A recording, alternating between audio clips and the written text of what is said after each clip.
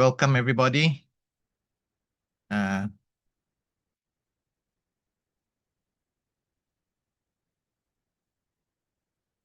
course, when we begin, we always have this most important line. Can you see what I'm sharing on the screen? Yes.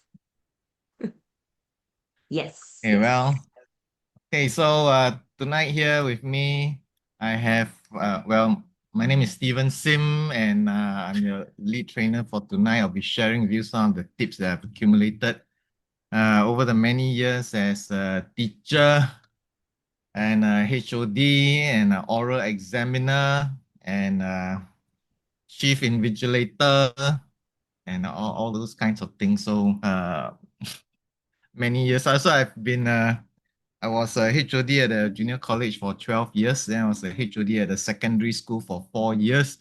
Then I've been with Mind Stretcher for the past 16 years. So that's many, many years. Okay, so anyway, so I'll be sharing with you what I have learned, what I have seen, uh, because I've seen many, many different students. So I'll be sharing with you what some of my thoughts, looking at things from the examiner's point of view. What is it like when a student comes and a student speaks in a particular way? And so anyway, that's me. And then I have Mavis Tan, teacher Mavis Tan with me. Teacher Mavis Tan is the head of English. She's in charge of the curriculum for all of English for Mind Stretcher. We also have Mrs. Shum. Ms. Shum is a very experienced teacher. She works with me on the secondary school English curriculum. She's much beloved by all her students. And she will talk and she will explain until her voice goes hoarse. Mrs. Shum, how's your throat today? Much better, Oh. Thank you. Okay, well, the two of you like to say something, let them get used to the sound of your voice. And I think what's important today is that I was scrolling through the list. I see students between Sec 1 to Year 5 here with us. So welcome and also learn with an open mind, because oral exam will be very, very different from primary school. You're not just reading aloud something that is printed on the paper. You have to learn how to prepare your planned response and also to answer questions with much flair as well as fluency. Hello, everybody. I'm Teacher Mavis. I'd like to remind everybody to have your writing materials with you, because you shouldn't be just like watching a movie, with your arms crossed and looking at the screen. You'll benefit the most today if you participate. So yes, you're behind your screen. We can't see you, but do take the initiative to have your writing materials and to participate. So whatever Mr. Sim is going to take you through later, participate, take down notes so that you can gain as much as possible in today's session. Okay? Yes, it's 2 hours long. Let's go. okay, so it's 2 hours long because we have lots of things to share with you. We also want to make this interactive, so there will be times when you will have to watch the video and brainstorm and prepare your answers, and then I'll select some of you to share live, but only if you're willing to. Okay, so don't panic. I'm sure that many of you will put up your hands for this opportunity to get instant feedback, because one of the things that I have discovered from talking to students is that many schools uh, don't release the results of the oral exam to students. So students don't know, they don't get feedback. They don't know what happened. They only do the oral once a year, and then the teacher say, oh, okay, next time elaborate more. And that's all that they are told. So it's very difficult for students to improve if you don't have specific feedback, right? So anyway, tonight you will have a chance to do that. Okay, where am I?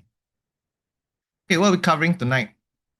It's 2 hours long because we have quite a lot of things to cover. We have reference materials for you at the end, okay? So if you haven't downloaded your set of notes yet, please go to that link which my colleague Roy has shared with you in the chat. Go and click and download it. And then if you want to, you can ask your parents to print out. You can print out yourself, or you can just use your iPad to jot notes live or something, okay? So we have reference materials for you. Later on, I'll run through that. We have a few different sections, right? So understanding the exam, what's the exam format, right? Some of you, I bet you are not actually sure how the marks are allocated. Okay, so there's one problem which we find, because if you don't have enough practice, if your teachers don't show you how the marks are allocated, you don't know what you're supposed to do. Worse still, as I've some students who have told me before, oh, you mean there's no reading? Okay, so the reading went out the window at primary school. Okay, so for a secondary school level, for the oral exam, there is no reading passage. Okay, so anyway, we will do that. We have dealing with your biggest challenges. We'll provide you some frameworks. There'll be guided practice A, guided practice, and then there's some independent practice. Okay, so for now, what I'd like to ask you is what are some of your biggest challenges? Can you type into the chat, the webinar chat? Okay, so what are the burning questions? What questions do you have? I had some people messaging me last week and they said, will there be an interactive question and answer section? Well, we are all here and we are live. So, of course, type in your questions now so that at a suitable point, okay, either tonight or next week, because next week we have another 2 hours. Next week's session is on spoken interaction. So your questions on spoken interaction, you can type in, but we'll reserve handling those burning questions for next week. Okay, so this week we are just focusing on the planned response. Okay, so type in your questions. What kind of questions will be asked? Wow, amazing. I can actually tell you what kind of questions will be asked. You won't believe it. I can tell you, I can show you the kind of questions that can be asked. I can show you the kind of topics that can be asked. Uh, yeah, because we have been keeping track of it over the years, many years. So every year the questions came out, then we put it into a database, and it's actually somewhere there at the back of your notes. But anyway, come on, some more questions. Okay, I'm reading out the questions because you can't see each other's questions, right? So I'll read out. Okay, so number one is vocabulary. I said, how to improve vocabulary, I suppose. How do I improve my vocab for oral? It's my biggest weakness. What kind of questions will be asked? What is the very first thing to do once the preparation time starts? My teacher says I'm not going deeper in my analysis of the video. Okay. What are the do's and don'ts for planned response? How to get full marks? How to get full marks is, I will show you how to get full marks. How to get high content marks? Okay. What's the format for certain questions? Okay. I don't know when to stop elaborating, which exceeds the time limit. Okay, for plan response, how to use the paper to plan because it's only 10 minutes. Okay, how to deal with the time limit. So there's the planning problem, time management problem for planning, and then there's also time management problem for the delivery, the 2 minutes. Okay, I can see that now. How to plan your response. Okay, what's the format for the questions? Okay, how to keep my answer within 2 minutes but still have sufficient elaboration. Okay, how to start in comprehension. Maybe it's a different seminar. How to do well for oral. Oh, yeah, the right place. How to not seize up and freeze when responding. Okay, what do the examiners in the O levels look out for the most? How not to stutter when talking. How to describe the video enough and not excessively. What do you mean by planned response? Oh, that's a very good one.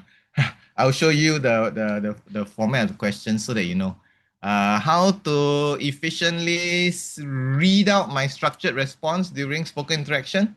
During spoken interaction, spoken interaction is a different thing. Okay, so how to talk for 2 minutes as I can't talk so much? What makes a response intriguing and receptive to the O-level examiners? Yes, we can do that. Is oral like a debate? No. What are what are even the things tested in O levels? I don't even know what all these definitions are. Okay. Do I have to use connectors like additionally or moreover, etc.? What type of points do we jot down? What if I have no idea on the oral topics? Good, because I will share with you what the oral topics are. Or actually, what you mean what if you know the oral topics but you don't know the points? Okay, so we will look at it. There is a practical way to do that. How to think fast on the spot? Good. How do I know if my plan response is long enough? It should be 2 minutes long. Uh, what are the biggest topics on news that revolve around the O-level exams? Okay, what are the most commonly tested topics? I think that's what you're asking. Do I have to use connectors like additionally, moreover? Hey, didn't I just read that out just now? Okay, good. Thank you. What if we talk over 2 minutes? Okay. What do I do if I don't know what to say during spoken interaction? Good. How to fully utilize my notes as my notes are too messy? Good. Is it like an anecdote? Is what like an anecdote? What do you think is the best way of studying for oral? Attending this and then practicing. Okay, okay, I think that's it. What still got someone? What if I talk lesser than 10 minutes? Then you're not making full use of opportunity given to you. How do I practice oral by myself? Mrs. Shum is an expert at that. She will share with you a secret. Okay, yeah. Okay, the it looks like the torrent of questions has finally slowed down. And all of these are very good questions. These are all very valid questions. Very valid. Valid meaning it's relevant. I can understand where you're coming from. I can understand that sense of anxiety. So I want to do better, but my marks are not very good. How can I improve? And these are the specific things which maybe I know these are my weaknesses, or my teacher has told me these are my weaknesses. And so tonight, teacher Mavis, teacher Mrs. Shum, and myself, we will share with you tips, techniques, and what kind of hard work is needed. Okay. Shall we begin with the format? Okay, so I saw some of you asking, what's the format? I don't know what I don't even know what the format is. Okay, so there are two parts. Okay, so there are two parts. We have your plan response, and then there is the spoken interaction. And the spoken interaction, we are dealing with that next week. Okay, so if you haven't signed up for it, do sign up for it as soon as possible. In fact, right now, while I'm talking or something, or immediately after this, no hurry. At 9:31, you sign up, okay? Plan response. Okay, so what is the planned response? So the plan response looks like this. There is 10 minutes preparation time plus 2 minutes for you to deliver whatever you want to say. So that's your plan response.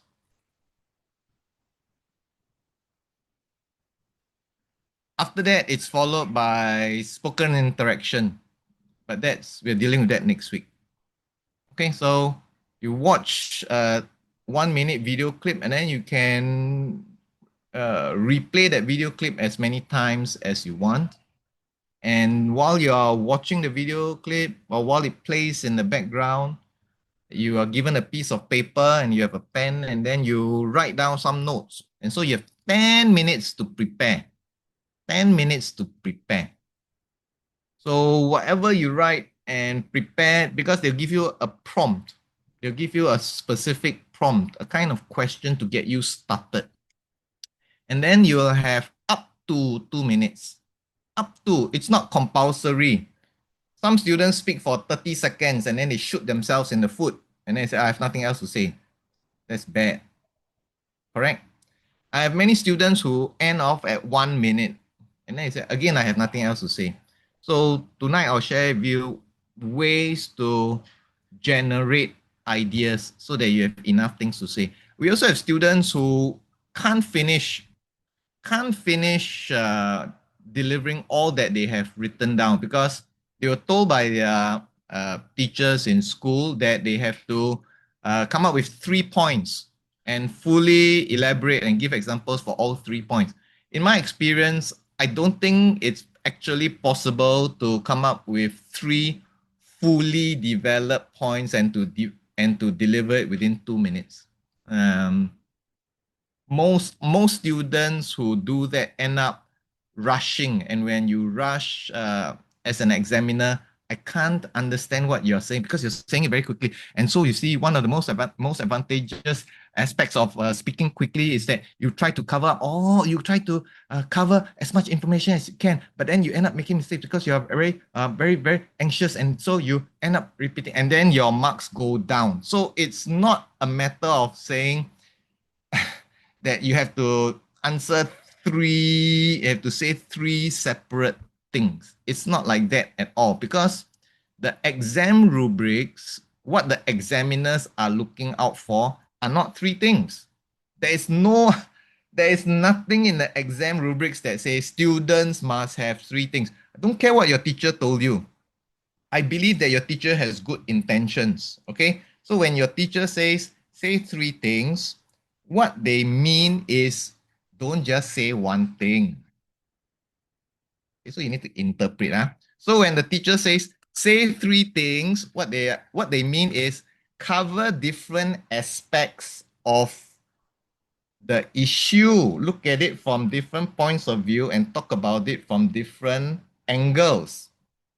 That's what they mean. Do you understand? So it doesn't mean that die, I must do three things. No, it's not compulsory, but it is very good advice. Look at it from different angles. Okay, this will come into play later on. Okay, so uh, okay, so so your planned response. If you look at this, how do the examiners actually award marks? So there are two sections. They break this up, 15 marks just for your planned response. And it's 10 marks for development and organization of ideas, 5 marks for your delivery. So that means that the delivery portion, which used to score lots of marks when it came to reading, it's actually been toned down. There's less weightage on that now. The idea behind it, I suppose, is that it's assumed that you can speak more or less. Okay, so generally speaking, as far as you are fluent, and as long as you say something, you will get marks. So you don't need to speak in perfect English. There's nothing here that says that it needs to be perfect. Do you understand? So as long as you are quite fluent, and most of my students are quite fluent, as long as I can understand what you're saying, you're not slurring like this. Because if you slow like this, because you're afraid, and you are shy, and then you don't dare to speak out loud, then we have problems. So that is non-intelligible. Intelligible. That becomes intelligible at times. Okay, so if I talk like this, or sometimes I say, okay, then it becomes 1 mark just for this. But most students are going to score 3 because this 5 mark thing is, it's just 5 marks, so it's very difficult to allocate or to differentiate the marks for all the students. So most students will just clump somewhere around the middle, for sure. However, there are some students who speak very fluently because they speak English at home with their parents. When they are in school, they make an effort to speak in proper English, not Singlish, not Mandarin. Good thing there are no Mandarin teachers here. Not Mandarin, not your second language, but you practice speaking proper English with your classmates in school all the time. Okay, so for these students, it becomes very natural. So when it comes to expressing ideas, when it comes to pronouncing certain words, you find that they are either going to get into the band 4 or band 5. Okay, but generally you will fall, most students will be here. It's very unlikely that you end up here unless you mumble and unless you don't say much. Then this is a possibility, but most students won't be here. Most students will end up with a 3 or a 4 as long as you speak clearly. The main danger that you might face is that if you try to rush your delivery of points and you say, oh, I have so many things to say, and so if I say very much, that actually causes your intelligibility, meaning I can't understand. I'm an intelligent person and I can't understand what you say. So then your score goes down to 3. But you put in so much effort, okay, I give you 3 average. So this is what they actually look at. There's nothing here which says 3 points, then you get how many marks, 2 points, then you get how many marks. If you don't have an anecdote, you get penalized. There's nothing, don't have, okay? So I know that your school teachers will tell you these kind of things. Those are guidelines. You understand? It's like guidelines with good intentions, but they are not the actual marking rubrics. These are the actual marking rubrics with you. These are the things which you have in your hand right now. The development and organization of ideas, you find that this is the thing which more marks have been allocated. They want to know during these 10 minutes whether you did some thinking and planning. Whether you did some thinking and planning. Okay, so what do you need to do well in this? How to get full marks? Okay, it's here. This is how you get full marks. These are all the things that you need to do to get full marks. It needs to be, number one, well considered. Well considered means you look at the issue from different points of view. Okay. Secondly, it needs to be clearly organized. So it cannot be a mess. So there must be some planning. So you need to plan. You need to have a wide range, not just a range, a wide range of what? Well-chosen vocabulary. And just now I saw at least 2 students or 3 students saying vocabulary. You know what I noticed? I noticed that nobody said sentence structures. Sentence structures. This is the blind spot. I want you to take a look at this blind spot. Are you taking notes?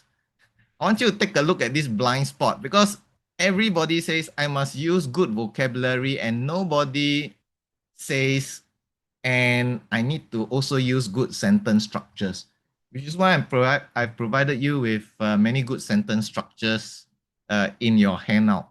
Okay, I want you to practice those sentence structures, and I want to hear you using them tonight. Tonight you will be able to use them, and then you continue practicing, and then you make it part of your language. So it's not just vocab. You also need to have good sentence structures. Why? Because band 4 is just vocab. Do you notice this? Band 4 is just good vocab. That's all. But band 5, you need to have good sentence structures. It's that's why I can't get the final 2 marks. Now you know. Okay? Can you see that? Can you see that? It's very important, okay? If you want to get band 5, you need to have good sentence structures. Let's move on.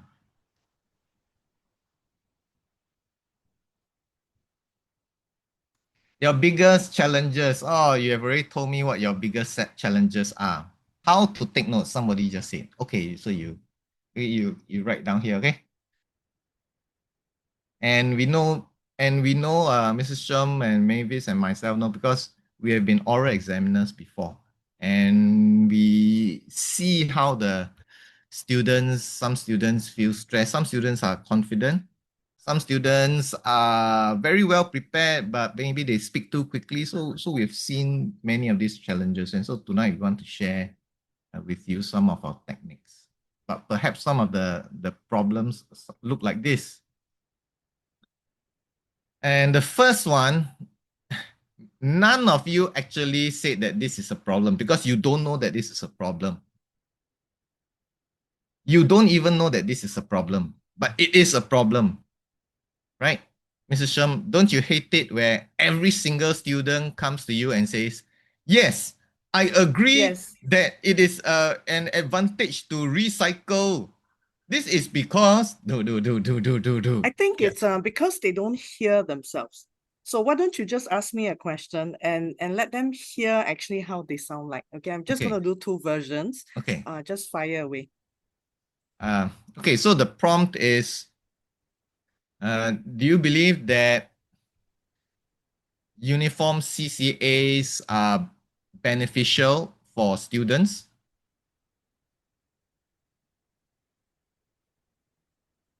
Yes, they are. Yes, they are, because there are benefits to joining them.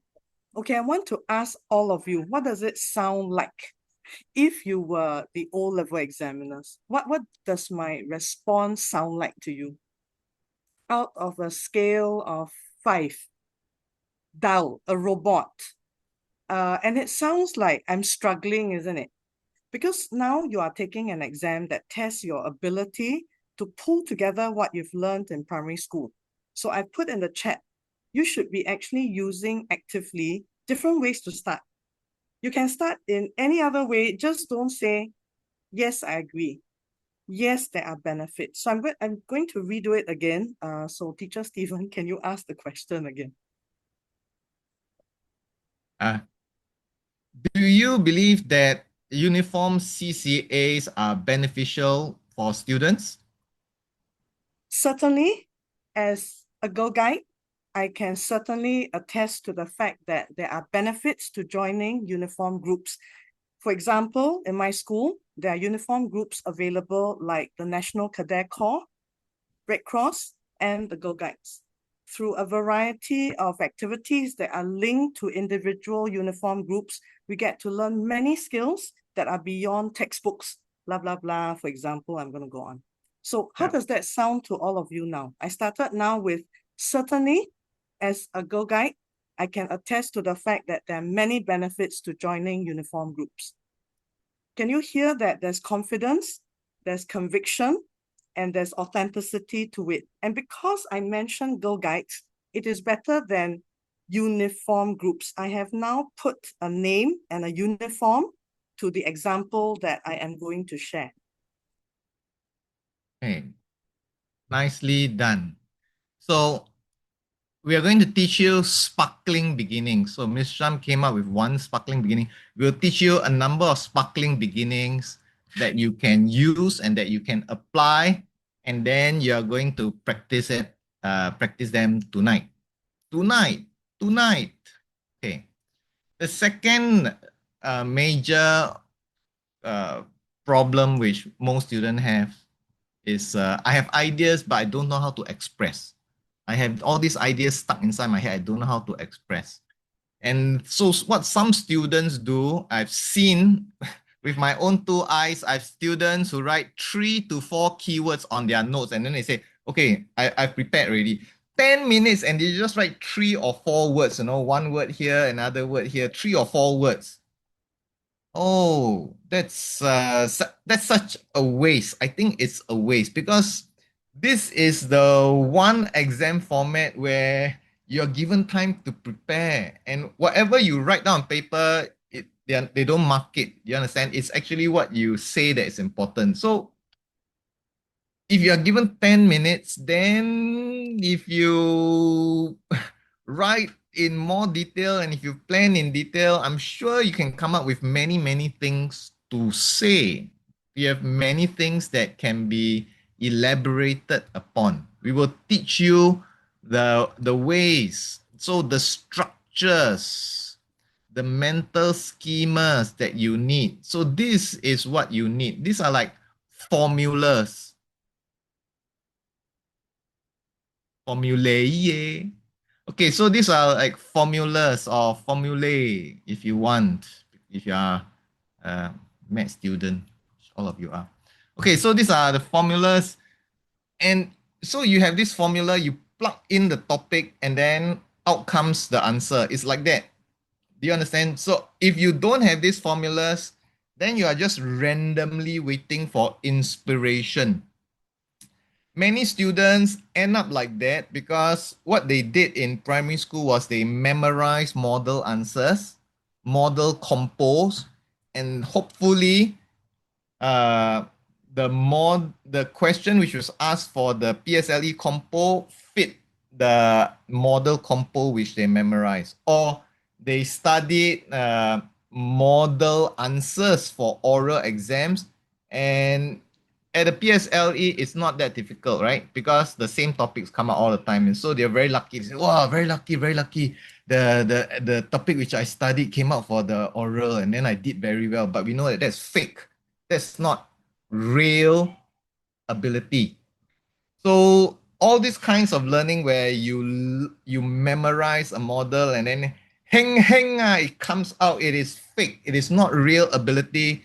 You're not really good at speaking, and that's why you are afraid and you are nervous because you know that it wasn't really spontaneous, on the spot thinking on your feet. And that's what we want to equip you with, the real learning. We want to teach you how to fish. We don't want to give you 101 fish. Okay, we want to teach you how to fish. Then you can think for yourself for the rest of your life. You can generate ideas for yourself for the rest of your life. Okay, that's how we stretch your mind at mind stretcher. Okay, anyway, what was I talking about? Oh yeah, so take make good use of your pencil or pen and write notes. And you don't need to wait until the oral exam to do this. You start doing this for your essay writing planning. And you start doing this for your situational writing planning. I challenge you to write and plan for 10 minutes. Why not? Time is allocated for you when you're in class with us, right? For mind stretcher, you have enough time. So you sit down and you really plan, you write it out 10 minutes. And then since all your planning is done, then when you're writing your essay or situational writing, you can just concentrate on the sentence structures, on grammar, on spelling and vocab. So separate the two. Don't try to do everything all at once. You understand? So you get lots of practice doing this planning thing through attending our weekly lessons. Okay. Problem 2. Problem 3, I always run out of time. So it's not about covering all three in depth because uh, I don't think it's possible. But there's a caveat to that. You need to think about it in this way. There are two types of students. There are students who have so much information. When they plan, they really plan a lot. And so when it comes to, then they spend so much effort uh, planning out all three things. If they don't deliver the third point, they think that it's a waste. Correct? But you know that you're given the 2 minute cut off time limit. And so anything after the 2 minutes, the examiners are just going to pretend that they can't hear. They're not going to give you any credit for it. They won't interrupt you and say that, oh, please shut up now. They won't say that. They just hold up a red card and to let you know and say, enough, enough. So just end off neatly, right? But if you really insist on continuing to talk for another 30 seconds, you can see that they're a bit frustrated. So don't do that. There's no point. There's no point.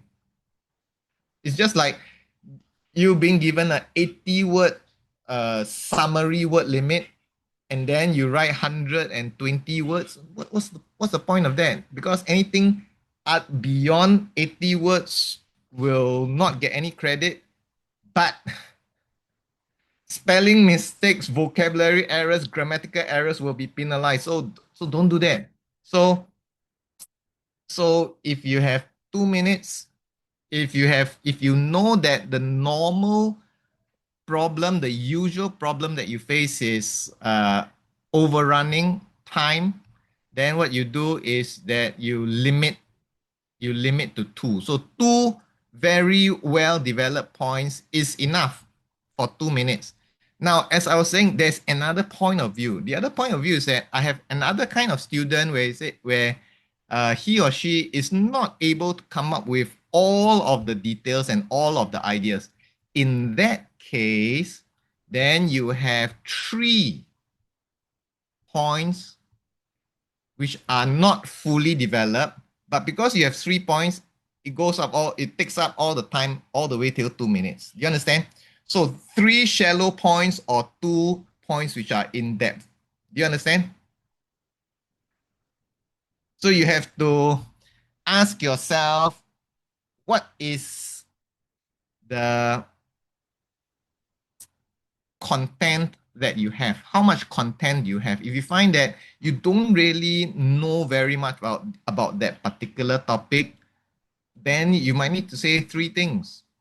But if you find that I really know a lot about this, then you need to be extra careful and to monitor your time.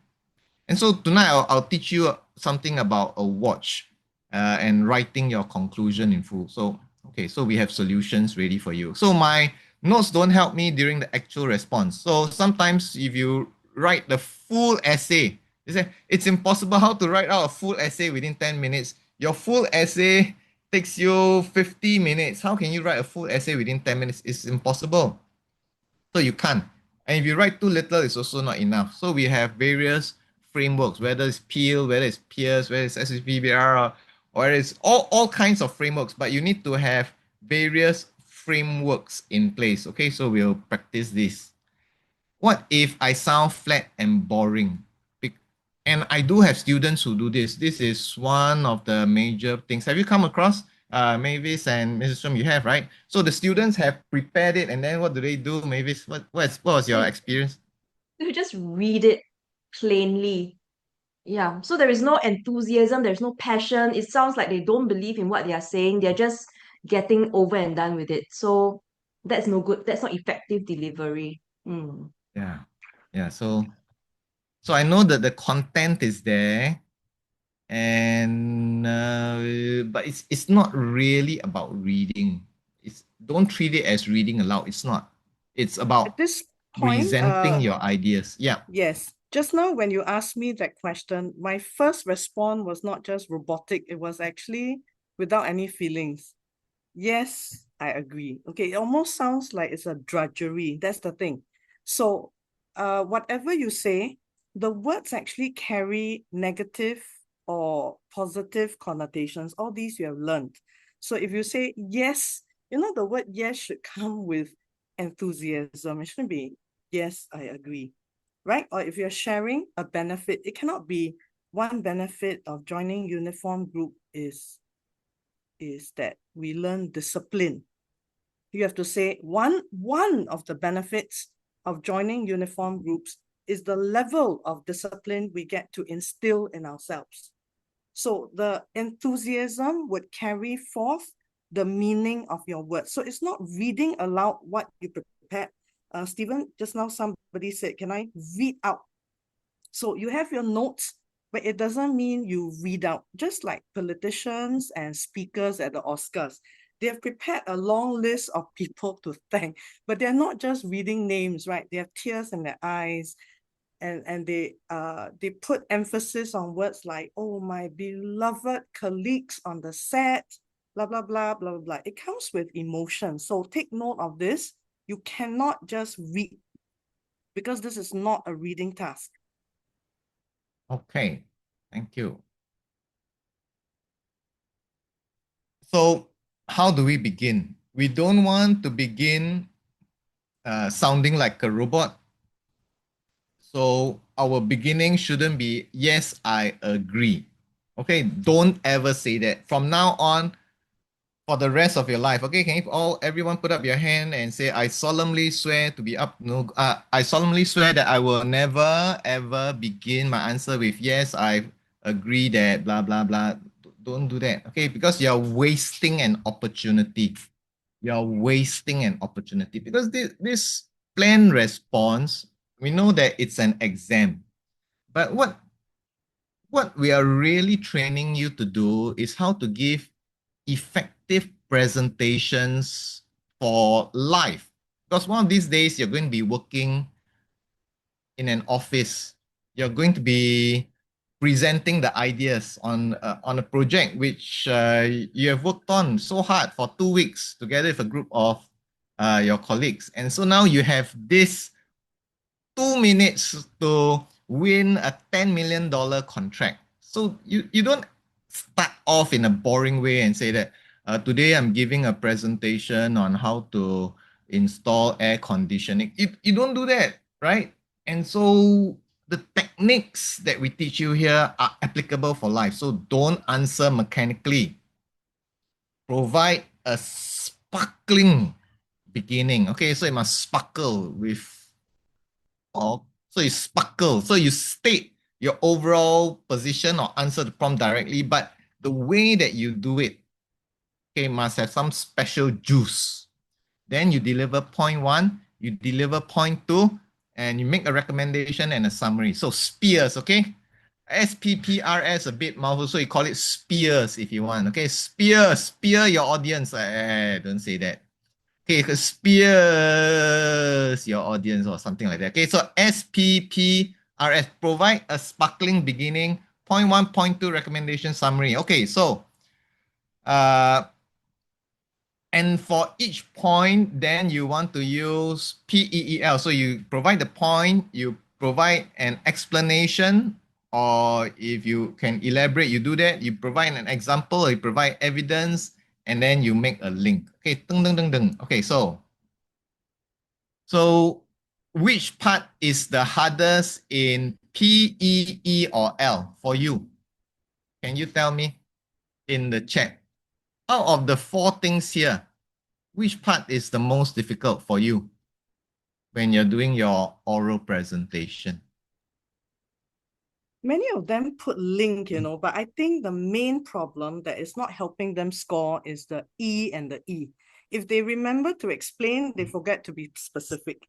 Or if they're specific, they forget that the examiner doesn't know them. We are strangers to you. You cannot talk as if you assume we know what you're talking about. Okay. So some of you say it's the point because I don't have content. So if you don't have content, then you're stuck. So as far as points and contents are is concerned, you actually need to gather general information, which is why we in our worksheets, our weekly program, we have our current affairs, right? So you need to have enough ideas because if you don't have enough ideas, you have nothing to say. But having said that, I must still tell you that there is no way in which anyone can say that they don't know what to say. Why? Because the topics that they test you on are the things which a teenager in Singapore can reasonably have been exposed to. So whether it's about senior citizens, I am sure your VIA projects they have brought you to work with home for the aged, the elderly, or something like that, or you have grandparents at home. So you can't say I am never in contact with senior citizens. They will ask you about education. You are a student, why don't you know anything about education? They ask you about family. You are a child in a family. How can you say that you don't know anything about family? They ask you about transport. You take transport every day. How can you say that you don't know anything about transport? They ask you about sports and CCAs. How can you say that you don't know anything about sports and CCAs when you have PE lessons every week and when CCA is compulsory? So all these hot topics, the most common topics which they test students on are things which you already know. So what you need to do is you need to make that connection with your memories. You need to connect what you already know and understand that it is relevant. There is no model answer. It is you. You are the one who actively connects all the spheres of experience in your life, and then you tell me what you think. So, this idea of being confident enough to express your opinion is very important, because if your mindset is the old mindset where you say, if I don't have the model answer, I don't know what to say, then you are stuck. That is 1970s. Do you understand? That's 1970s thinking, where Singapore is a third world nation. We don't have the ideas, and so whatever good ideas we have, we must get from other developed countries. No, Singapore in the year 2026 is a first world nation, and we have a knowledge-based economy, and each and every one of you has been taught from preschool, kindergarten, primary one, secondary school, all the way, you have been taught to think. And so you must think, and you must express your idea. What do you think about this? And that is actually your point. That is the idea. Now, what happens to the link? You say, many of you say, but I don't know what the link is. You see, the point. Okay, so now we have a misconception about point. Many people think that once I state the point, that's it, I'm going to get the mark. So that is actually the wrong idea. The point or your topic statement is not where you get the mark. The point or the topic statement is where you place the seed of the idea in your listener's head. And then you grow that idea by showing examples. You grow that idea by explaining how it works.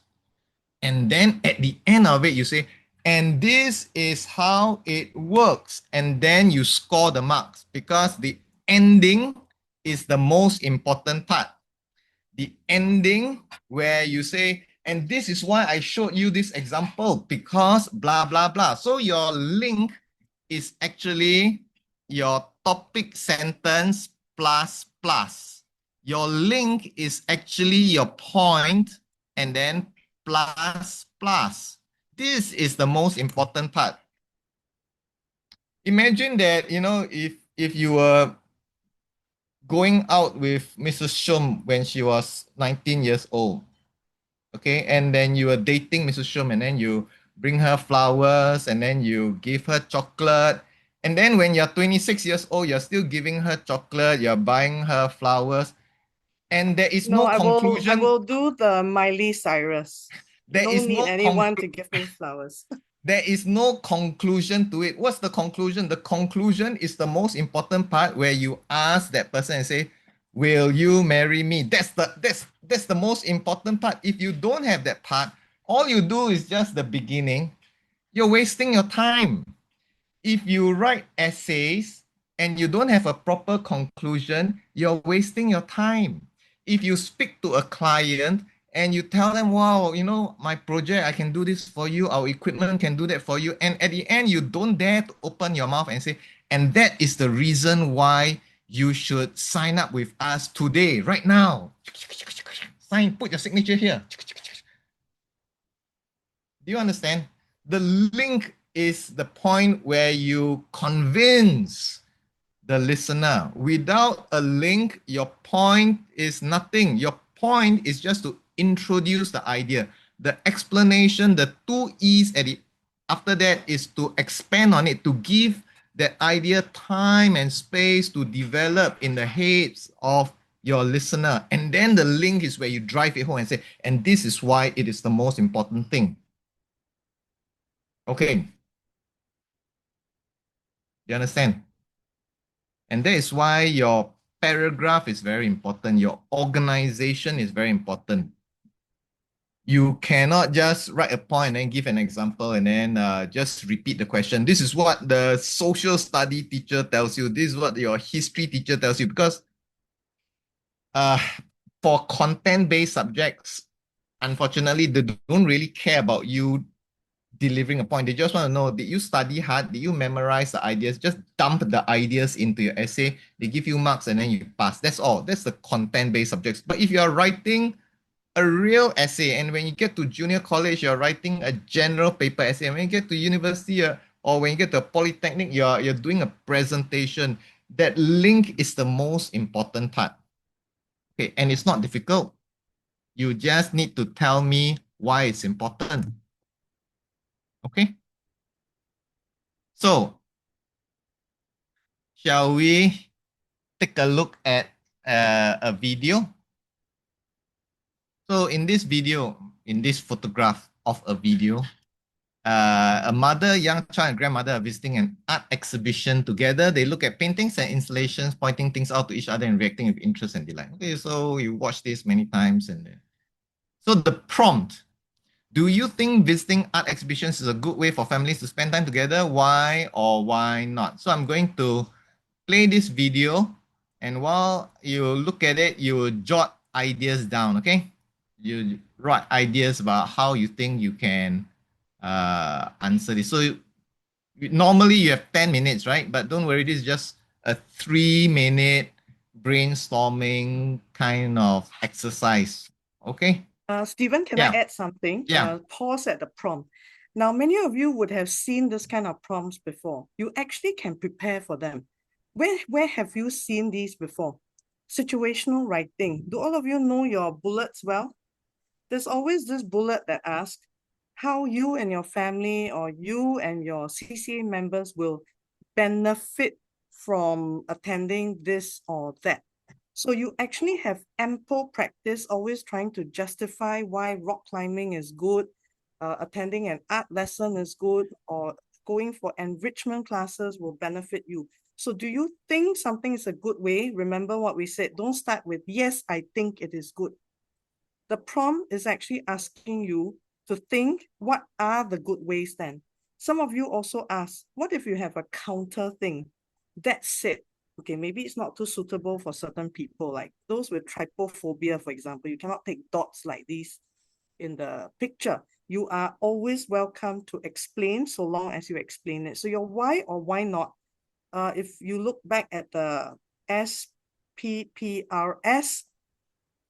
you should be having those alphabets on your paper and putting the main point there if you can in 3 minutes, okay? And also always recycle some of these reasons, because if we change it to, do you think participating in this fashion parade is a good way for old folks to have fun? Do you think going to the zoo is a good way to bond with children? The reasons would largely be the same actually. So don't freeze. Stephen, I'm saying this because the last time I did something art related, half my class actually had that response, but we are not into art. Yeah, That's this not the that's very point. common, right? That's very common. They Yes. say that I don't know anything about art, but it's not true because you have art lessons in school. You have had art lessons in school from primary, from preschool to kindergarten to primary six, and even in secondary school, you still have art lessons. And okay, I won't give the game away, but there are many things to talk about. Okay, so we'll watch this. It's 3 minutes, and the video is 1 minute long, which means I'll play it 3 times, and then that's it. Okay, so happy brainstorming.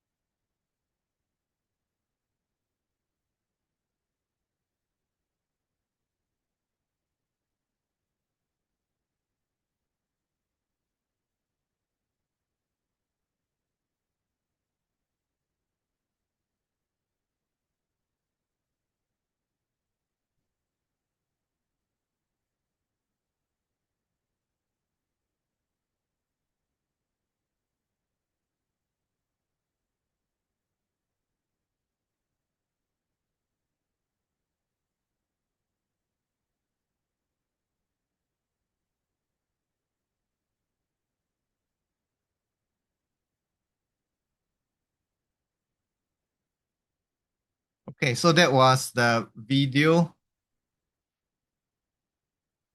And I'm going to give you a little bit more time to think about what can be said. A few things. So we have had questions before about why there is no sound. Well, the SEAB's instructions actually says that students will not be asked about dialogue. So there's no dialogue. So there's no point hearing because what you hear is just background noise. So so why have sound? So you don't need to have sound. They don't ask you anything about the audio. Okay, they will not ask you anything about the audio. There is no plot. When you look at these videos, you realize that there's no storyline. There's no plot. It's not about somebody walking out a flight of stairs and then they fell down and then this happened and the boy came to help him. And so there's no plot. So really, what that is a kind of visual stimulus to help you to remind you of similar things. You know, when you look at it, then you say, okay, so a grandmother interacting the grandchild, what is it like? A grandmother interacting the mother, and what is it like? And when they move around, what is it that they do? That's all. It's actually thematic. Okay, it's not plot driven. It's a thematic video. Okay, so are you ready? Let me see. Share. Okay, now let's have a few of you, one or two. I think I have one or two students telling us, okay, so how would you answer this question? Okay, or maybe don't talk about just answering questions. Just tell me, or just type into the chat. Just type into the chat. What are some of the points that you can talk about? Okay, just type your ideas. So what ideas do you have for your points? 2 points or 3 points is fine. And some of you might have 5 points, then you group them, right? So if you have 5 points, then you realize, hey, these two can actually be sub points of the main points. Okay, can you type into the chat? I will read it out to you. Okay. One of Yeah. them, family bonding. 2, it's therapeutic. It's a way to relax, can foster creativity in children, certainly because different people interpret different users of shapes and medium. Well done. In a way, it's fun. It's a fun way. Some of them you see, all of you must learn to go for the broader reason. Like between create memories, you mean create families as a unit, right? Which means memorable bonding session. So you go for bonding as the overarching benefit. Yes, Yeah, ideas so galore. I see that you have many ideas. Very good. So actually the difficulty is not with coming up with ideas.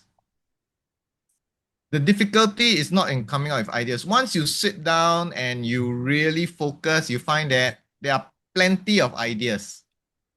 So what you really need to do is to organize the ideas, right? So you open it up, suddenly I can connect. I have so many ideas. So as long as I write them down, the more I write, the more things I can. And until right now, I still have students who are typing in ideas because you have so many ideas. Very good. Wonderful. So it's not the ideas. What you need to do is to organize it. Don't do this kind of comprehension answer. For your comprehension answer, please answer like this. But this is not a comprehension exercise. This is an oral exam. Don't answer like this. Okay, don't say yes, I agree that blah. Don't do this. Okay, and don't say this is because, but don't do this. This is very mechanical. It's very boring. Grammatically, it's correct. In terms of answering the question, is correct. It's just boring. Do you understand? So if you want to get higher marks, don't answer like this. Okay. So what you need to do is you need to start off in a way that's attractive. And what are the ways? I'll give you a few ways. Six techniques. Okay, first technique, tell a personal story. But your personal story cannot be too long. If your personal story, your personal anecdote or story is too long, then the examiner gets bored and say, can you get to the point? You know, he won't say that, but you can see by the look on their face. So about 10 seconds, 12 seconds, that's fine, right? You can just go on, say something for 10 seconds to 15 seconds. When I was 8, my grandmother took me to an art exhibition at the National Gallery. I remember standing in front of a huge painting and asking her what it meant. She smiled and said, what do you think it means? That single question sparked the conversation that lasted the entire afternoon. And that's why I believe art exhibitions are one of the best ways for families to connect. And so you need to say this explicitly. Do you understand? You must answer the question explicitly at the end of your anecdote to prove to the examiner, to signal to the examiner that you are not rambling, that you didn't go out of point. When you say this explicitly, the examiner goes, oh, yeah, yeah, she was, whatever she said just now actually made sense. Because examiners, you know, they're there for the whole afternoon, and halfway they get, that's actually correct. Then they write down, say, yeah, that's a good beginning. Do you understand? So this is one way.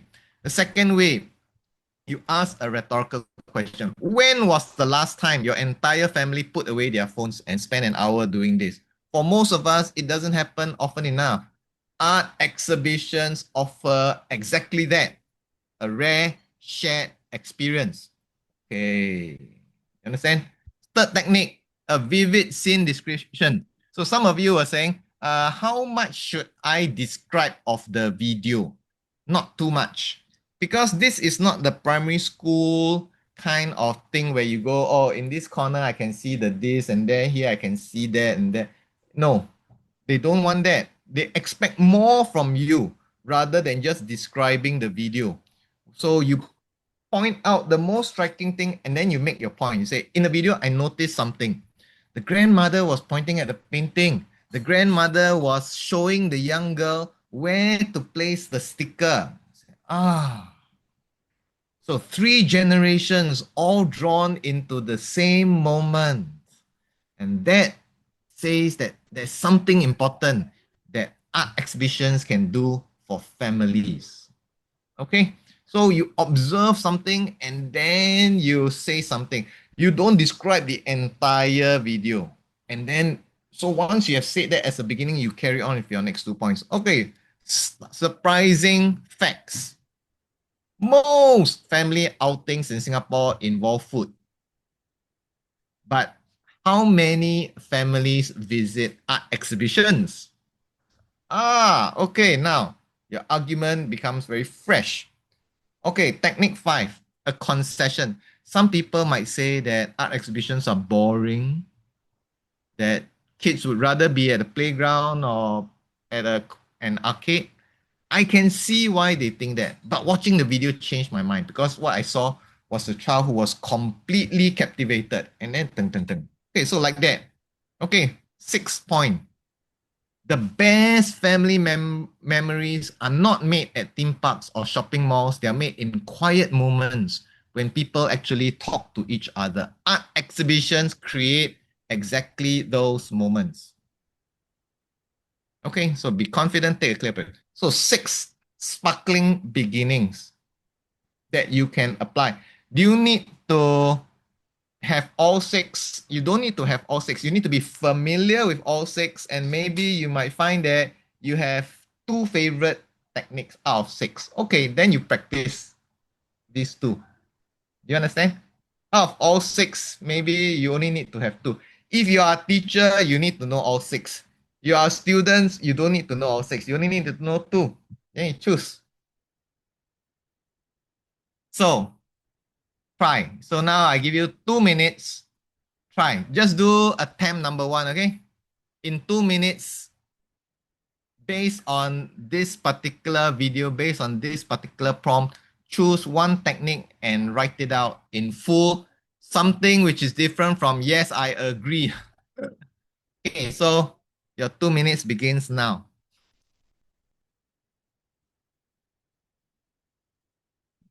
The O-level examiner is not interested in your answer actually. So for Wei Bun who asked, is it a risk that the O-level examiner might disagree with the bold statement technique? The examiner doesn't really care about your answer. Yes, I know we it's are very not sad. there to give you marks because we agree or disagree. This is the same as essay writing. Whether we agree or not, it doesn't matter. It's a Yeah, language exam.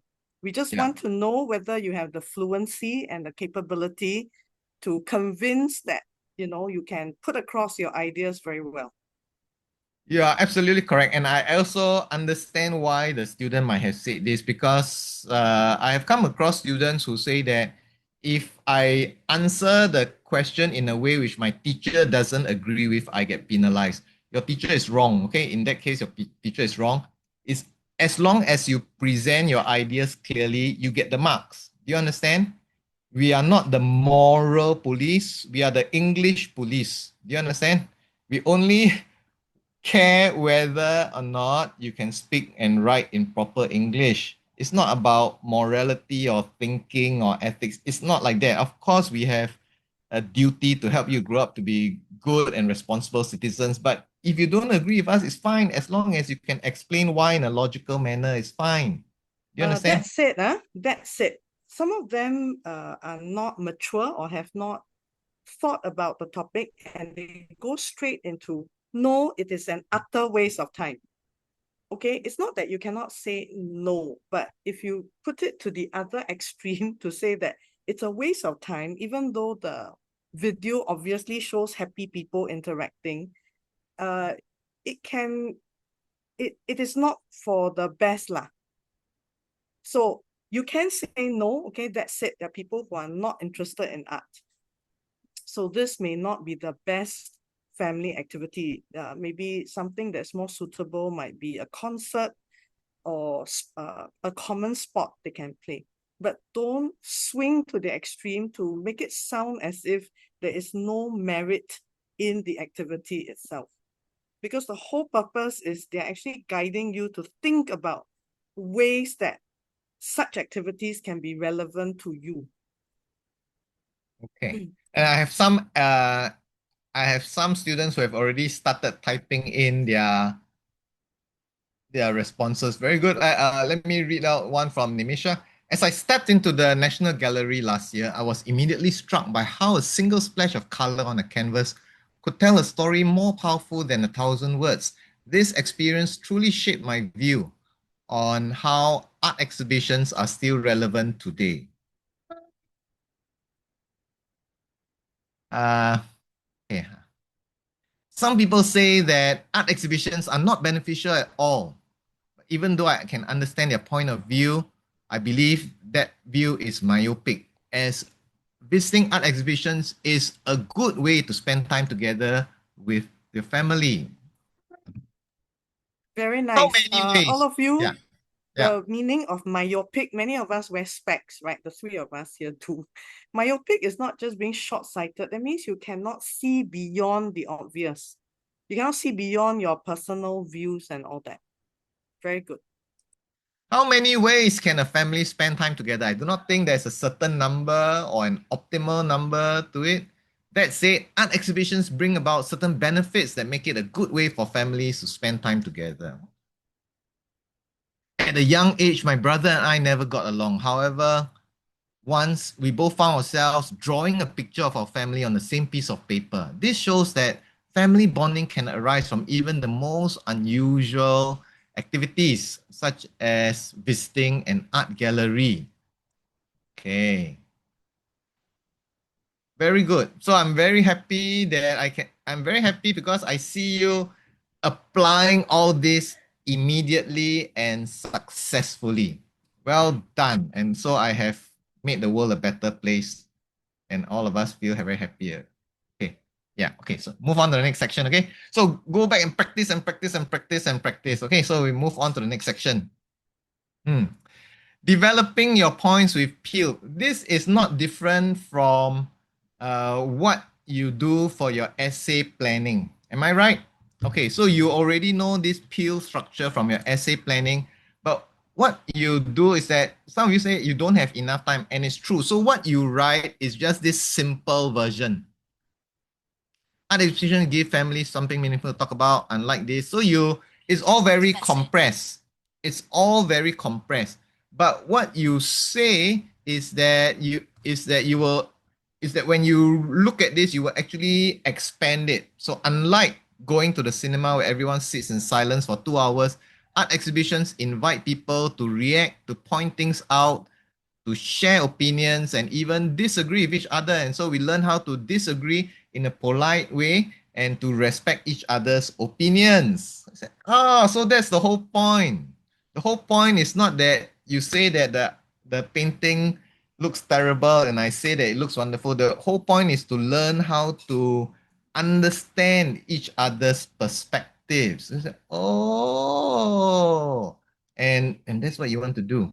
Okay, so that's what you would be doing. So the notes which you write, because you have 10 minutes, is rather compressed. Do you understand? The spoken version, you will need to expand it. Okay, so you want to have a confident beginning because one of the problems that I have noticed students doing is that if they just write a word like it's meaningful, if they just write one word like that, then their beginning goes something like this. Uh, art is meaningful because so that's a problem compared to something like this. One reason I believe that art exhibitions are valuable, it's because it gives families something meaningful to talk about. So when you have this, you can start off meaningfully and then you find that it's easier to continue. So if you do your planning, that's the hard work. Then when you deliver it in a spoken way, it's easier. If you don't do your planning, then you want to think of ideas and think of words and sentence structures at the same time. That's difficult.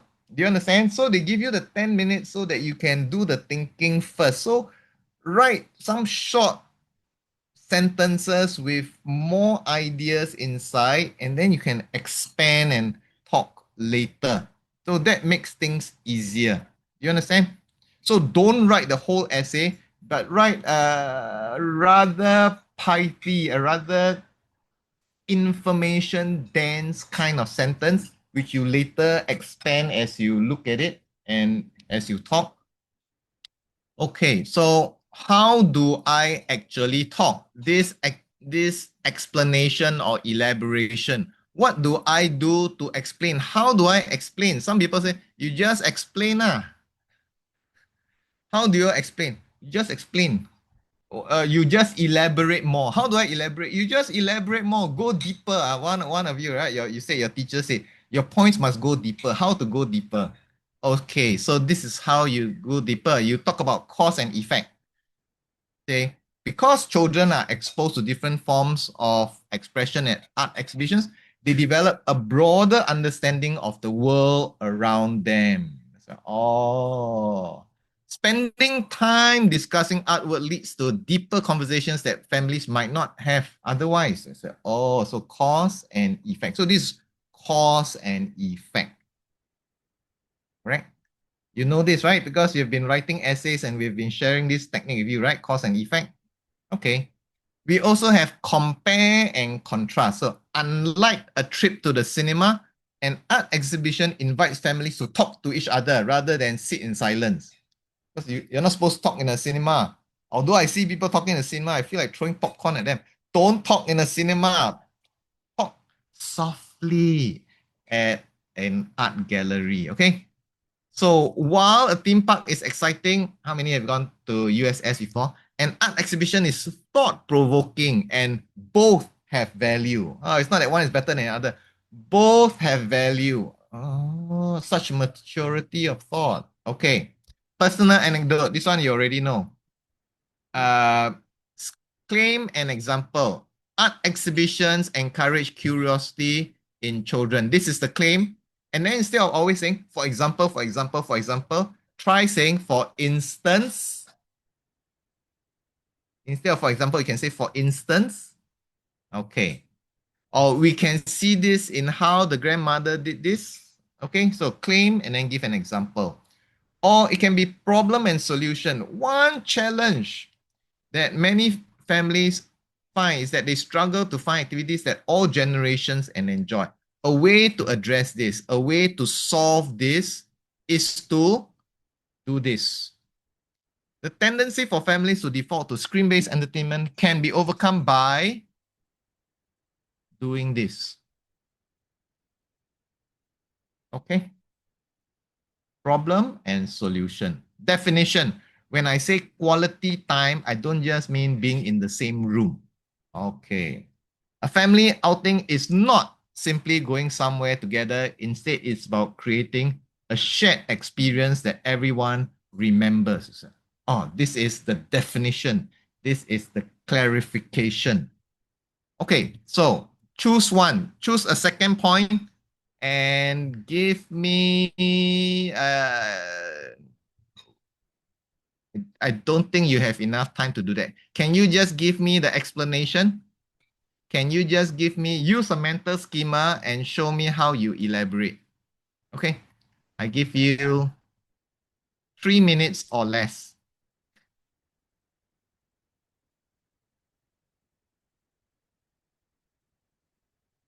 This is actually very good for them because for situational writing, they do the reverse.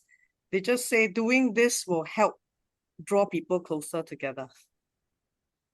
Here we are forcing them to actually look at the links between the activity and how to explain it properly so that they can close the loop.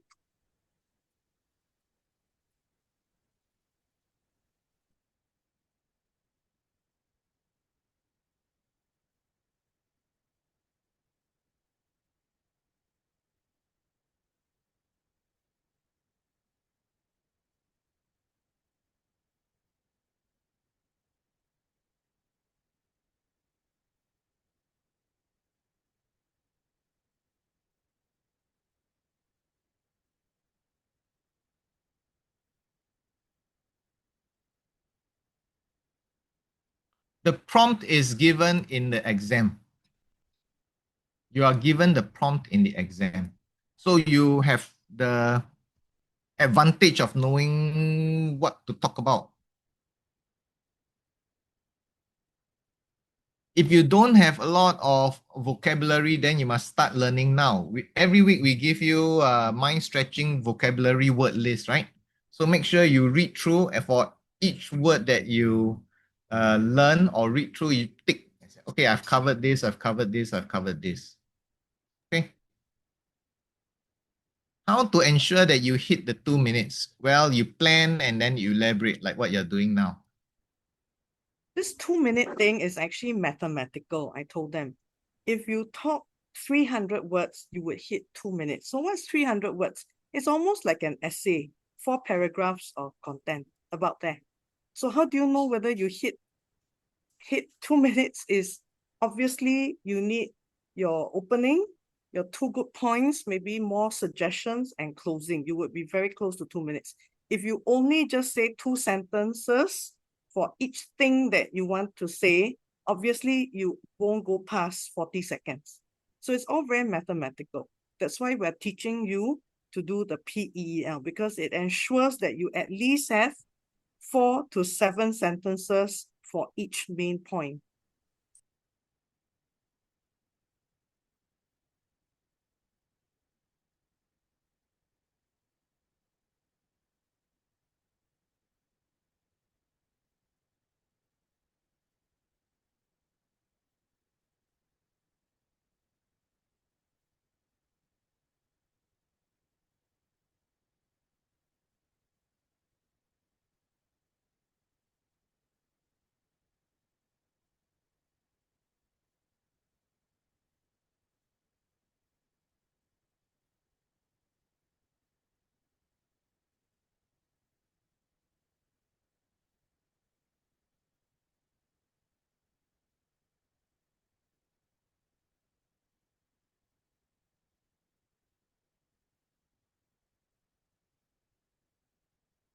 Okay, and again, I have some students who have finished planning, and what do they say?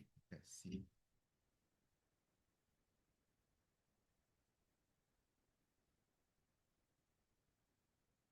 An art gallery provides aligned interest between all generations, further improving relationships between family members. Okay. As a result, we can observe that there will be deeper and more sincere conversation between family members, helping the young and old to strengthen their bond. Yes. Art exhibitions help to promote family bonding as one challenge that families face is time. In the midst of busy work or school days, art exhibitions serve as a conduit. Why must it be a conduit? A conduit is like a pipe. So the Yeah, metaphor more is like it rather serves as a unnecessary, I think. platform, right? Yeah, it's a Use platform, generic not a word. conduit, because the It's an exhibition is a avenue. space, but it's not a pipe, Yeah, it's an not a avenue conduit. for people to do that, not conduit. Yeah. Yeah. So be very careful. Some of you, I think Stephen, a lot of them want to use very strong vocabulary, but make sure you use them correctly. Because if you don't, it becomes a crime, you know. Malapropism is a crime. If you use words wrongly, it actually backfires because it shows a very little understanding of how words are used. So be Yeah. very careful there.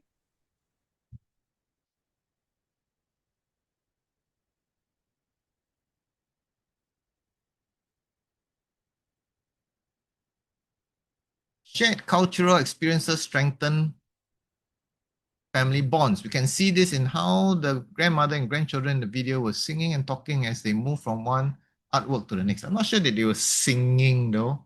Talking, yes, but singing? Question mark. This shows how they strengthen their bond while having small talk. Okay, so the ending there is a repetition, so you don't want to repeat yourself. Okay.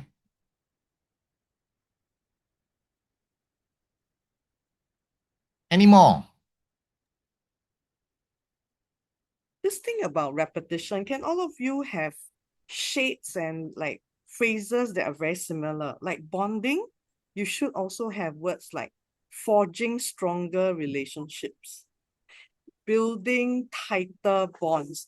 So have all of these ready because inadvertently you will need them pretty often. You have to build up some of these so that even if you want to close it, your L, you want to finish it, it won't sound like you're repeating exactly the same words. Okay. Many galleries offer family-friendly workshops such as art jamming, pottery, or collaborative painting. These sessions encourage teamwork, patience, and problem solving with a focus on enjoying the creative process together rather than producing a masterpiece. Okay, very good. Sounded like, I'm not going to say it, but unlike spending time on a phone screen watching short content videos, a visit to the art exhibition sparks curiosity, provides many avenues for conversations, and provides many avenues for conversations. I remember back to a time when I was younger, my father brought me to blah, blah, blah. Okay, very good. Yeah. So you have the claim, and then you are substantiating your claim by using a personal anecdote. Good. So now you know. So this is how you elaborate. For those of you who have this problem and you say, I don't know how to elaborate, this is how you elaborate. You must have these formulas. If you don't have these formulas, then you end up looking for model answers. You don't need model answers. You only need these mental schemas. You only need to understand and remember cause and effect, compare and contrast, personal anecdote, claim and example, problem and solution, definition and clarification. So with these six things, you can say things, you can generate things. You just need to have the topic. You place these six things together with your topic, and then out comes the elaboration. Do you understand? So you elaborate not because you know every single thing in the world, but you elaborate because you know what the topic is. You have past experience, and then now you know that you can organize your answer and explore these ideas using the mental schemas. So these mental schemas are the definition, clarification, problem solution, cause and effect, compare and contrast. These are ways of exploring the ideas. So when you elaborate, what you're doing is you're exploring how it works out. What does it really mean for you? What does it really mean for society? What does it really mean for families? You understand? Okay, so how to spend your time. Some of you say, okay, how do I make use of my 10 minutes? Okay, so this is what you do. You watch the video once. Don't do anything else. Just give 100% of your attention to your video. That's 1 minute, right? Okay. After that, you replay and then you start planning and then you just look up from time to time. So anytime that the video stops, you just let it replay. You understand? You might see things which you didn't see and then it helps you to think, oh yeah, there's this other point. But you don't need to watch it more than once with full attention. But the first time you watch it with your full attention. After that, you write your introduction in full because your introduction, that sparkling introduction, that's where you create a very good first impression, where you create that very strong first impression upon the examiner. And you want to come across as being confident. You don't want to start by saying, um, yeah, I believe that it is. You don't want to start off like that. You want to start off just reading, and reading is so easy because it's already there. Your sparkling introduction is already there. While many people believe that art exhibitions are a complete waste of time, I beg to differ. In my experience, and then you understand, write your conclusion in full. You write your introduction in full, write your conclusion in full. Make sure you skip in between, leave some space in between. Make sure you write your introduction in full and then you leave blank so that you can fill in later.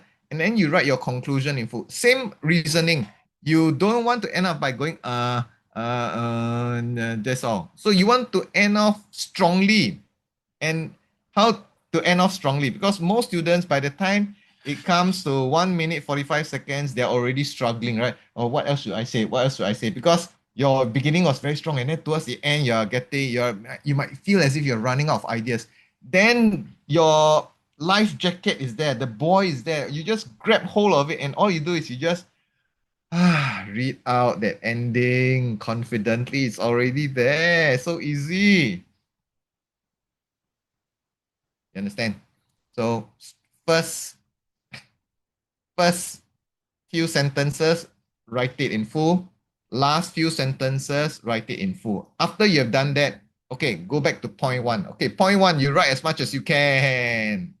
Point two, you write as much as you can, and maybe towards the end, you run out of time, but that's okay because you have 85% of whatever you want to say already written out. Okay, then review. And if you have enough time, you can either come up with a third point if you think it's necessary, or you can actually do a very quick rehearsal of some parts. You can practice reading out to yourself. Okay. So that's how you spend the time. So don't just write single words. You have 10 minutes. And after 10 minutes, if this is all that you can come up with in 10 minutes, it's a shame. But you say that, hey, but that's what I've been doing for my essay planning. Then change. Change now. Don't wait until the oral exam to change because it's very difficult to change on the spot, right? These habits take time to build up. So build up good habits now. Plan in full now. Every week when you're writing your essay or situational writing, and then when it comes to the actual exam, it's easy because it's become a habit. Okay, so your good intro would look something like this. Leave a space, write the conclusion. It doesn't have to be super duper wonderful. It just needs to be in proper English. And you can write in proper English. I know that you can. So you just say, in the end, the value of an art exhibition is not the art itself, it's the conversations that it starts and it's the memories that it creates. If I ran out of time, I could just end there. That would be very good already. If I had enough time, I could say, for families looking for something meaningful to do together, and that's my recommendation, I can't think of a better option. Okay, Then you plan out your point one and then your point two. Okay, now your watch. Now I have many students who don't know how to monitor their time. The examiner will actually have a timer for you to refer to. But my suggestion is that you wear a watch. And I have many students who don't have watches, so they don't know anything about time. But they say, I don't need a watch because I have my handphone. But you can't bring your handphone into the exam hall. So just get a simple watch, okay? Get a simple, not a smart watch. You're not allowed to use smart watches, but you can just get a simple watch. Can be an analog watch, can be a Casio watch, something like $25. Okay, so it will help you. So get a watch, and then what you do is you can read to yourself and you say, okay, more or less I know what the timing looks like. But what you really should be doing, okay, so you take a look at it. It's okay, I'm starting now. And then once you reach 1 minute 30 seconds, okay, and it's best that you do this before the actual exam, so that you know more or less how fast you speak and how much material you can cover. So once you reach 1 minute 30 seconds, what you do is you just finish off that sentence. Don't continue. At 1 minute 30 seconds, finish off that sentence, and then you start to deliver your conclusion. So at 1 minute 30 seconds, you finish off your sentence and then you deliver your conclusion confidently. You understand? And you will never overrun the time if you do this. Never, ever. Because for your conclusion, you can deliver it with great emphasis. So this last impression is very important. You don't want to fumble. You don't want to be nervous. You don't want to end up speaking in broken English. You want to be very smooth. So don't check your watch too often. You just need to look out for that 1 minute 30-second mark. Okay. We don't have time for this, but never mind. We look at this next one. That one you just do on yourself. Okay. Just remember 1 minute 30 seconds. Immediately read out your conclusion. Okay. So your delivery. So your delivery, remember some of you said you don't want to sound mechanical, you don't want to sound monotonous. And you're not reading a passage. You are delivering a planned response. Think of it as your opportunity to impress your audience. So, how much emphasis do you need to give? In a sense, you need to become a different person, not the normal person that you are, but the person that you have been before when you went up on stage to perform a dance, when you went up on stage to play a piece of music, when you went up on stage to uh, receive a prize. I mean, so you normally you don't have such an erect spine, and then you're not like that, right? But when you're on stage, it's different. When you're on stage, you have to project. You have to project. And what you do is you use your voice and the words to project your emotions. So instead of saying art exhibitions are one of the best ways for families to connect. And I think it's such a waste. I've so many students who write good sentences, but when I listen to them deliver it, they say art exhibitions are one of the best ways for family to connect. And I feel like it's so sad, wasted. Because what they should be saying is art exhibitions are one of the best ways for families to connect. And that makes a difference. You see? Art exhibitions are one of the best ways for families to connect. Yes, it's grammatical, but what's the impact? Art exhibitions are one of the best ways for families to connect. Okay, that makes a difference. You understand? That's that thing which you need to project. You need to have that strong emotion. Do you hear me say that?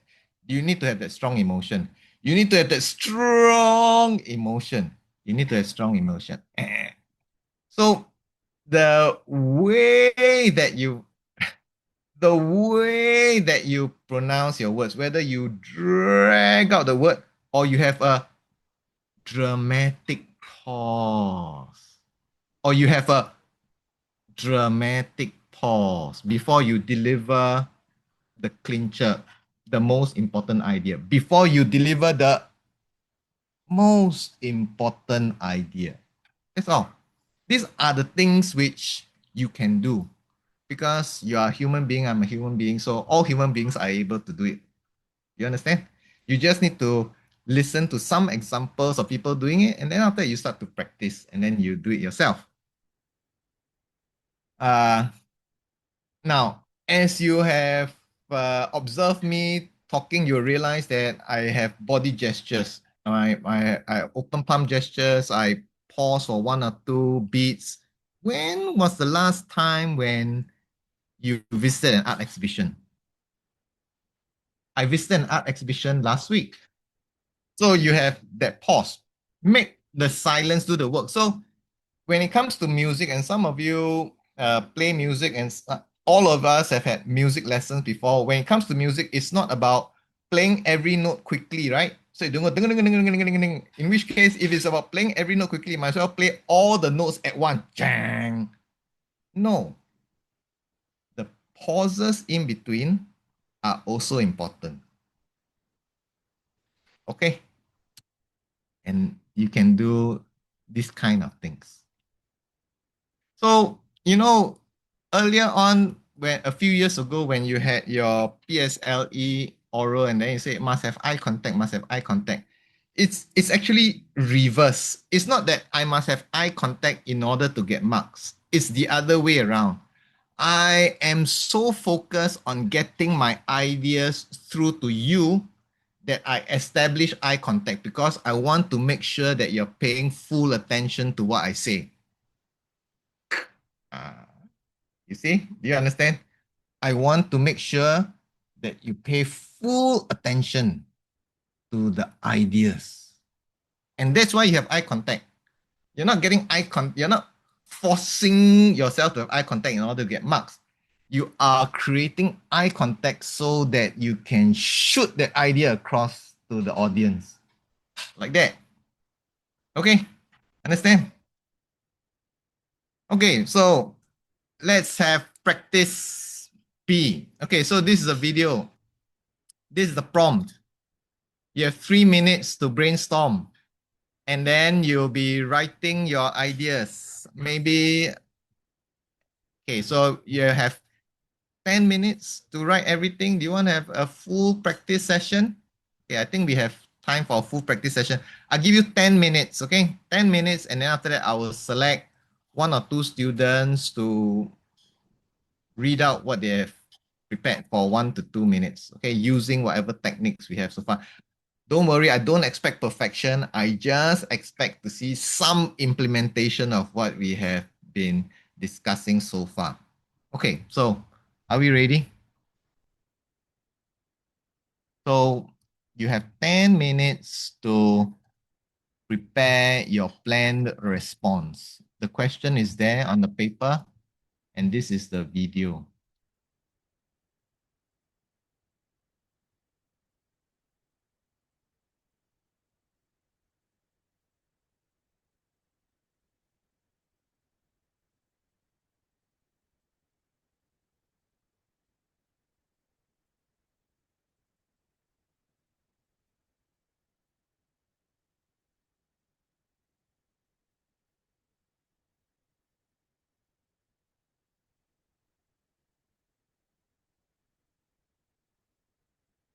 What do you think the children are learning from this experience? Why might activities like this be important for young children?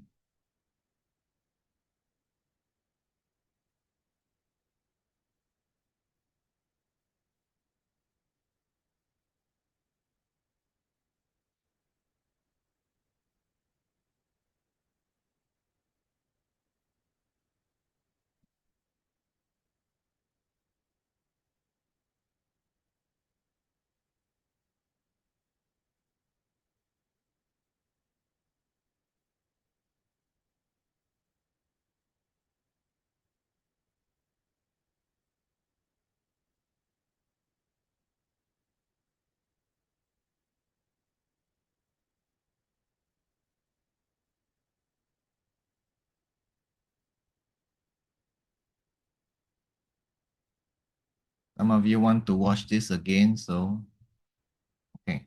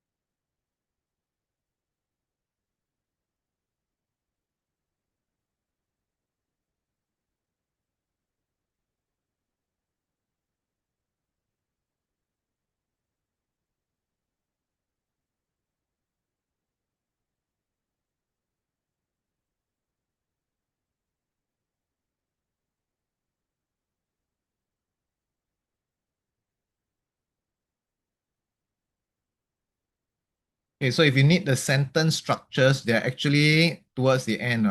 On my page is something like page 37. Page 37, you have the sentence structures there. Quick reference section towards the end.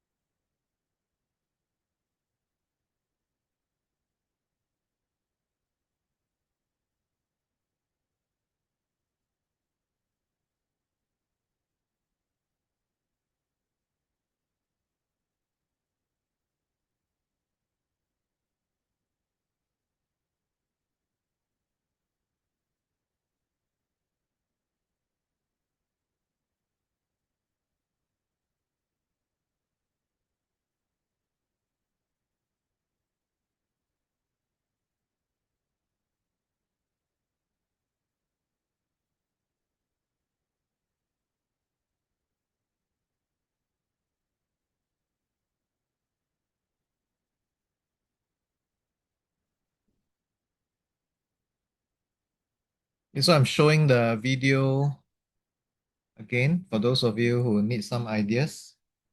You should be finishing up within the next 1 or 2 minutes.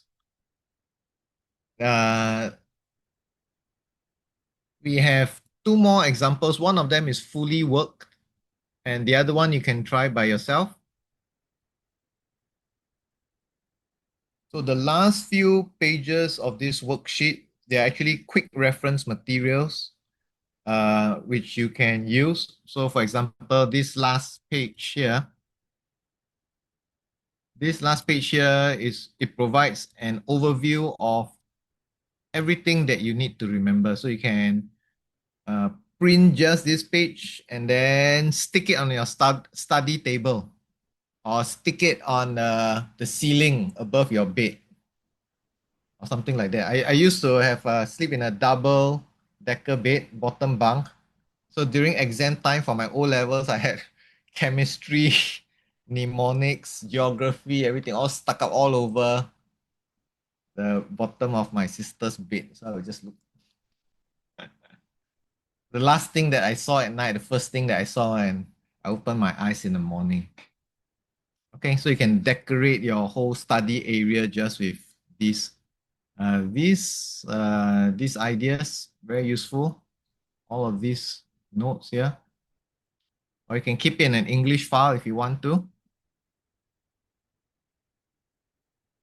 So what we have here are common question types. Some of you ask, what can you tell me what kind of question will come out for the exam? Yeah, these questions will come out. Okay, these questions will come out. These types of questions will come out. Personal experience, reaction, opinion, cause and explanation, solution and recommendation, and then the broader societal view. Okay, so these are the types of questions that will come out. There might be other questions that come out too, but these types of questions have come out before in the past repeatedly. Do you understand? What are the topics that will be tested? I can also reveal to you.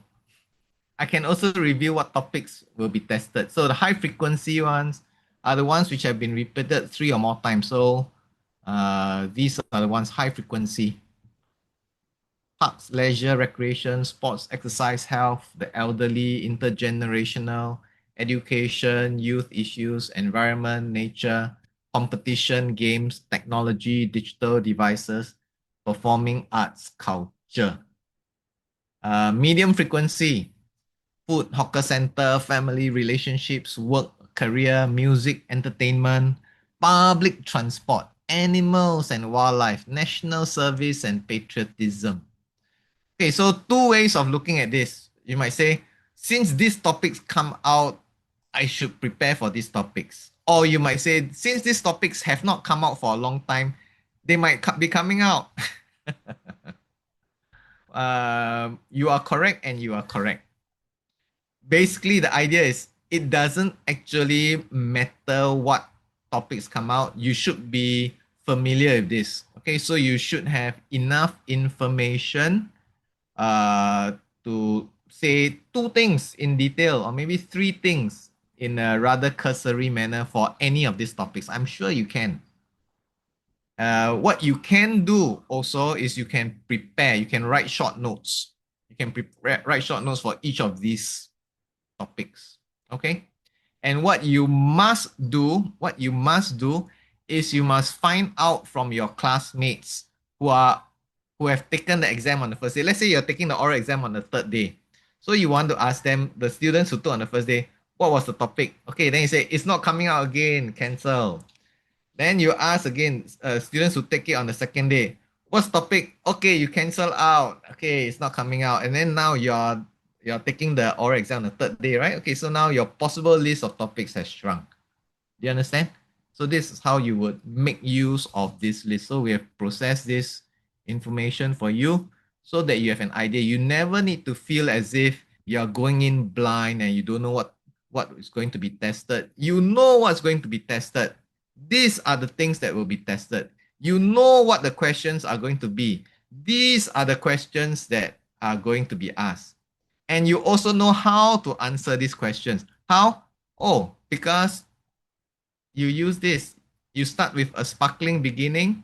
You have all of these techniques and you know how to arrange your answers and you know how to add a point, you know how to build these phrases as a result. Ultimately, from my own experience, don't just say for example, everybody says for example, so say for instance. A good example would be, we can see this when take the case of in the video, for example. Do you understand? So just by doing this tiny little thing, already your response is much better than anybody else, uh, whoever happens to be in your class, who took the exam before you, and who doesn't attend mind stretcher. So you have the mind stretching advantage. Okay, you just need to be slightly better, and that distinguishes you from everybody else. Okay, any volunteers? I'm going to unmute you if you have any volunteers. Yeah, if you have the third day, you are lucky. It's true. Any volunteers, just put up your hand and volunteer to read out your planned response. Frederick says no. Any volunteers?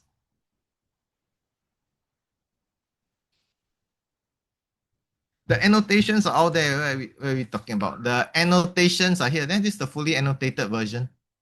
This is the fully worked model. Okay. So this is the fully worked model. It's all here. This is the full model.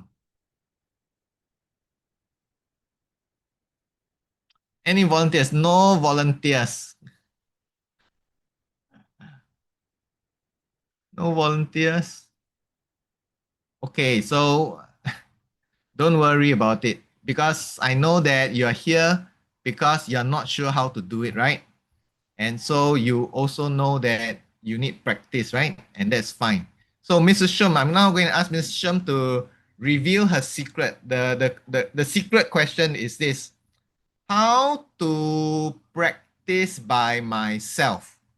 That's what the student asked. How do I practice this by myself? Mrs. Shum, This what would you was recommend? this was asked earlier on, right? I recall. So how do you Yeah. practice on your own? Look around you. All of them would have a lot of photographs in their handphones, short videos. Watch it and ask yourself one of these typical questions. Do you think this is a good way of bonding with friends? You can always repeat some of the questions you've come across. Simply take any stimulus, practice writing out. Okay, there's no shortcut to it. I think some of them just want shortcuts. There's no shortcut. You literally have to practice drafting, which is very, very important. Then after that, time yourself, record it, and then send it to your mind stretcher teacher or ask friends to review it using the rubrics. Stephen, do they have the rubrics? Yeah, we It's provided here. in So rubrics. Yeah. yeah, so look at the rubrics, ask your friends or your teacher to score you. Were you confident in your delivery? And I think one of them also asked how to prepare for the conversation. No, I find it very intriguing, such questions, because regardless of the types of questions, you need to be very thorough in your response. So whatever we share with you, you can use it in your interviews, you can use it for conversation. It's actually a miniature essay.